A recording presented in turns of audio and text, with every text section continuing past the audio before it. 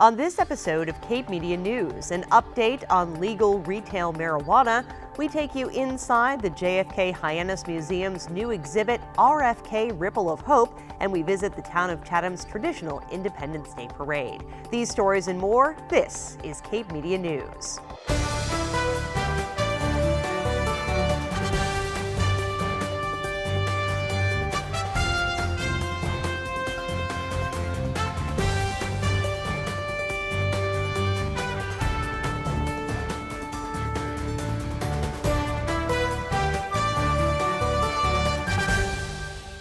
Welcome everyone to another edition of Cape Media News, your local authentic newscast for Cape Cod. I'm Sarah Colvin and welcome to July. I want to start by saying thank you to the organizers of the Chatham 4th of July parade. They had me as MC for this year's festivities. I had an absolute blast, and stay tuned for our coverage of the Chatham parade later on in the show.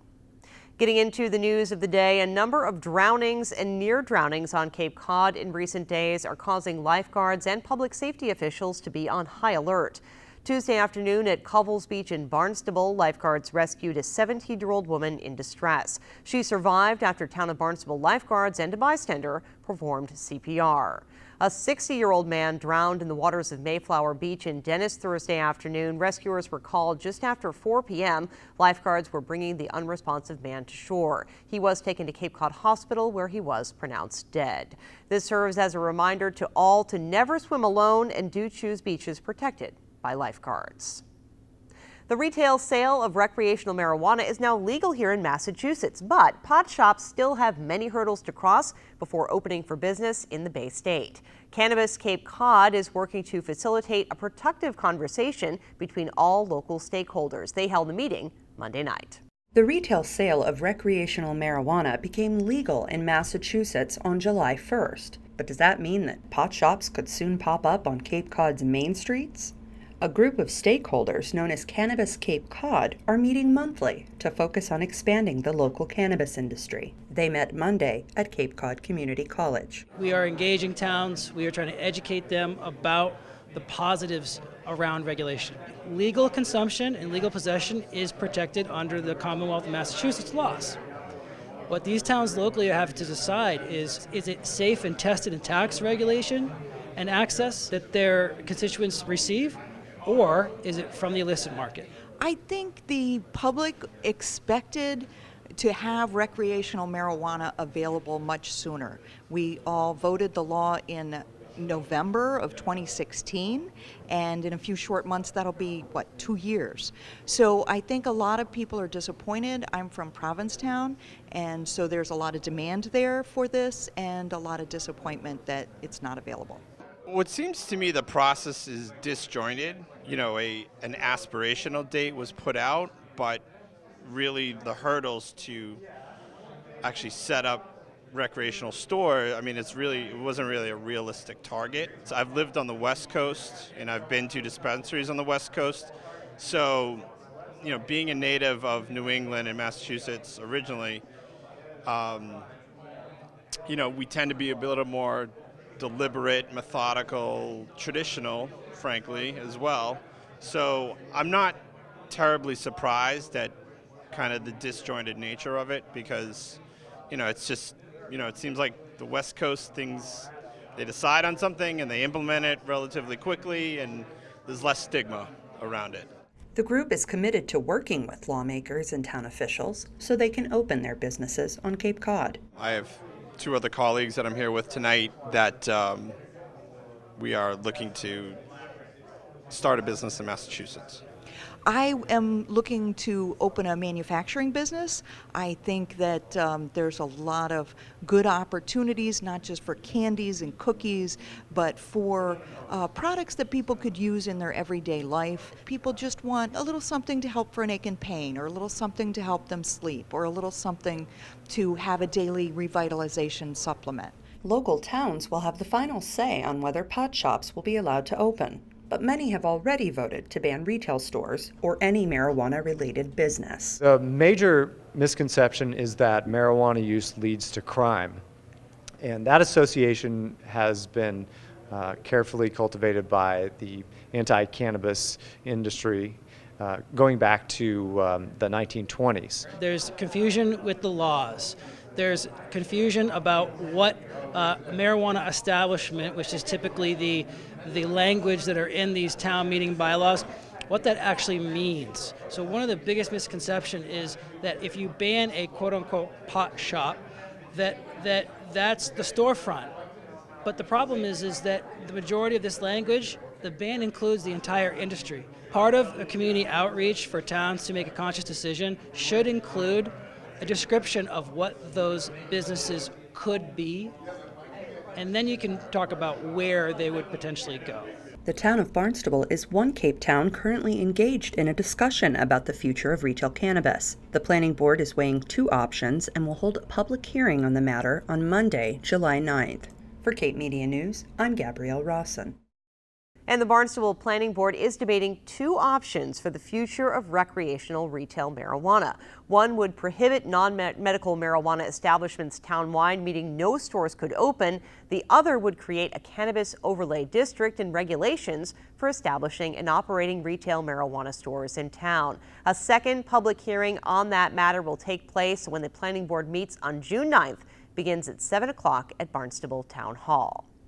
Well, just down the street from Barnstable Town Hall is the JFK Hyannis Museum, where a brand new exhibit showcasing Robert F. Kennedy is now on display. Each time a man stands up for an ideal, or acts to improve the lot of others, or strikes out against injustice, he sends forth a tiny ripple of hope, and crossing each other from a million different centers of energy and daring, those ripples build a current which can sweep down the mightiest walls of oppression and resistance. The JFK Hyannis Museum is offering visitors a ripple of hope. A special exhibit dedicated to the life and work of Robert F. Kennedy opened on Monday, July 2nd. Well, it's reassuring because, the messages are timeless. People are listening and looking for some way to maybe deal with what they're not happy about. This exhibit does it. Museum co-founder Rebecca Pierce Merrick curated the exhibit with the help of the RFK Human Rights Foundation. The theme Ripple of Hope comes from what is considered his greatest speech delivered on June 6, 1966. In that speech and so many others, he inspired millions with his message of equality, dignity, and human rights for all. Bobby's daughter, Carrie, has written a book about her father. She's pleased to see his message of social justice and civil rights for all on display in Hyannis. I think that it's really appropriate that this exhibit is here today. When people ask me about my dad and what set him apart, I think of his commitment to social justice, that real belief that, Daddy loved our country so much. When he ran for president, he said, peace and justice and compassion towards those who suffer. That's what the United States should stand for. Cape and Island State Senator Julian Cyr also attended Monday's opening. He says RFK's message is important to all, especially to our elected officials. Politics and the work of a politician is not necessarily separated from the work of social justice. In some of the most challenging moments in our country, that social justice is something that not only is part of public service, but is really integral. If you care about social justice, caring about and doing social justice work is something that we need. We need everyone to be doing, but we especially need our elected officials to be doing during real times of moral crisis in our country. Kennedy family members, including Senator Edward M. Kennedy Jr., are honored to see the family's life and love of Cape Cod represented at the museum. I know my father was very excited to work with the town and the local community to create this very special place that is now one of the major attractions to Cape Cod. And you've done it all in such a tasteful way and really capturing the essence of my family and the love that they shared, the compassion towards other people, their love of the Cape, and all the beauty that surrounds us each and every day. So I just want to say how happy I am to be here and to see this exhibit. Walking through here brings so many memories, personal memories back to me of my father, of growing up here on the Cape, of how much this was the place that he came to, as Teddy mentioned, but This was his home. RFK Ripple of Hope is open at the JFK Hyannis Museum on Main Street in Hyannis through 2019. For Cape Media News, I'm Sarah Colvin. And the curators of the Ripple of Hope exhibit are hoping the words of Robert F. Kennedy will inspire civic engagement, hope, and involvement in all people. Coming up next, we're hooked on Chatham with the annual Independence Day Parade.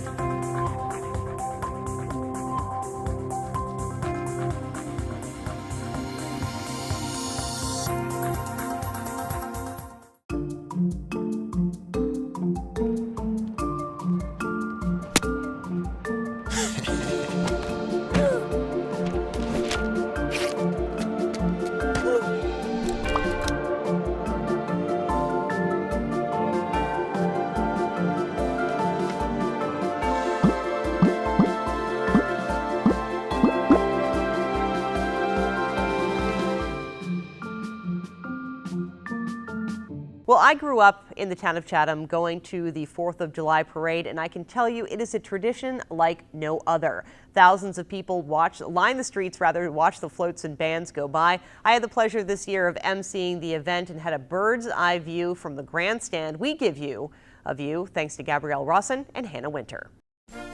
Chatham residents and visitors alike gathered for the town's annual 4th of July parade on Wednesday. This year's theme was Hooked on Chatham. The 4th of July in Chatham is an institution. Everyone loves it. We see it every year. We bring friends from all over the world here. It's kind of been a family tradition for our family, at least. Ever since I was born, we've always came up here. We've been coming here for, 55 years? We love it. Everything tastes better, everything looks better, smells better. Of all the towns on the Cape, it always seems that Chatham draws both of us to it. I heard there's as many as 18,000 people will be here today. I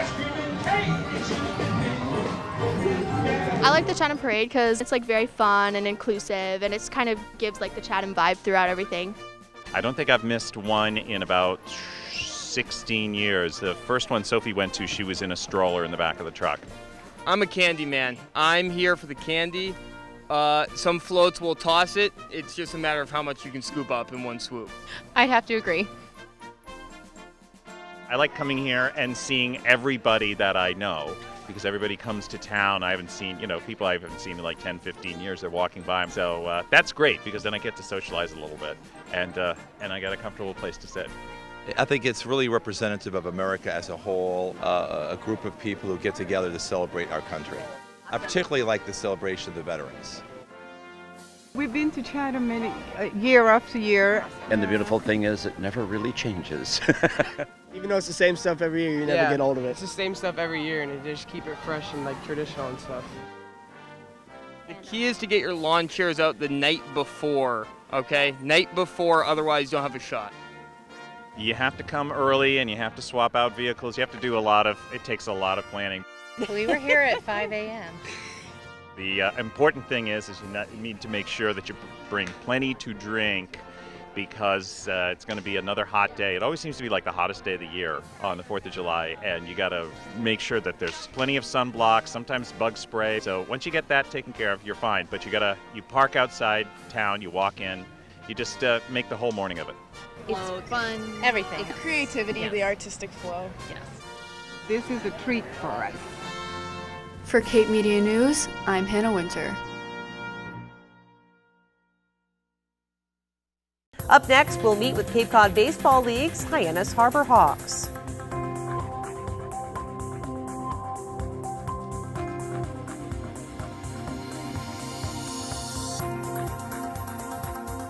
Bye-bye. Hi. Hoping for a crisp breeze to help keep you alert. Oh, he took a sip of water too. That'll probably help. You were probably gonna turn down the radio too, so you could focus, right? Probably okay isn't okay. Right? If you see a warning sign, stop and call a cab, a car, or a friend. I think the water line is what really drove it home. I blew on him. Cape Cod Baseball League 2018 season is in full swing. We've been visiting with all of our local teams. This week, we get up close and personal with the Hyannis Harbour Hawks. The Cape Cod Baseball League continues to impress fans this season. Let's get to know the Hyannis Harbour Hawks. It's going great. We're off to a good start. We had a nice streak where we won 6 in a row, so it's always good to get off to a good start, and that's what we're on, and now we just got to maintain that. A lot of these players have never seen failure like this before in their life. They have never failed because it is the best college summer league in the country. So how I think it sets them up for success is they learn how to deal with the failure that they've never experienced before, and it gets them ready for top-level pro ball. I'm Adam Elliott. I'm from the University of Louisville, and I play outfield and I pitch. And every day you're playing great competition, so it's fun out here, and the weather's always nice, so it's pretty fun. I'm really excited just to come out here and compete and just show my best abilities. Tyler Frank is one of my best friends from back home. He was here last year, and he ended up going really high in the draft this year, so I'm really proud to be behind him. Like, he talked good about this league and told me to come play hard because there's a lot of good pitching out here, so it's kind of hard. When I first got here, I couldn't really figure it out, but now I'm slowly getting it, so it's just adjustments pretty much. Todd Lott from Louisiana Lafayette, and I'm an outfielder. Everybody's good. Everybody's here for a reason. The Hyannis Harbour Hawks have had an impressive season. Coach Gassman told us why. Get good players, and keep them healthy, keep them refreshed, keep them, they've come off tough spring seasons, they play a lot of games, so now they're up here all summer, and just keep them energized and, help them understand the big picture, and so that's the key. Just the team that can stay healthy and stay focused will get to the playoffs. It's a real blessing to be up here. For Cape Media News, I'm Gabrielle Rawson.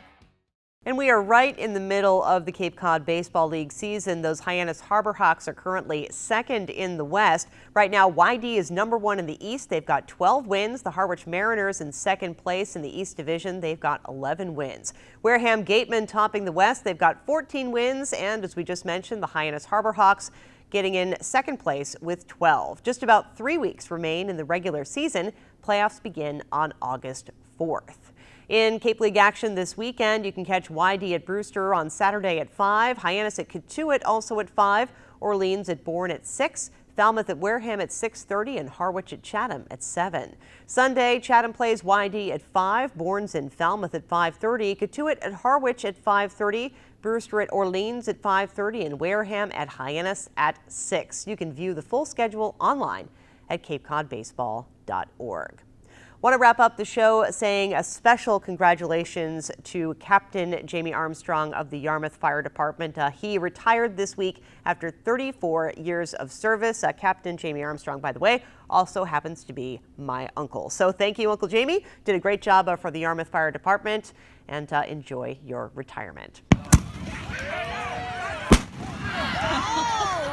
Leaving you today with images of fireworks being set off over Lewis Bay, part of the town of Barnstable's annual 4th of July Independence Day celebration. We hope everyone had a safe and happy Independence Day holiday. Welcome to summer here on Cape Cod.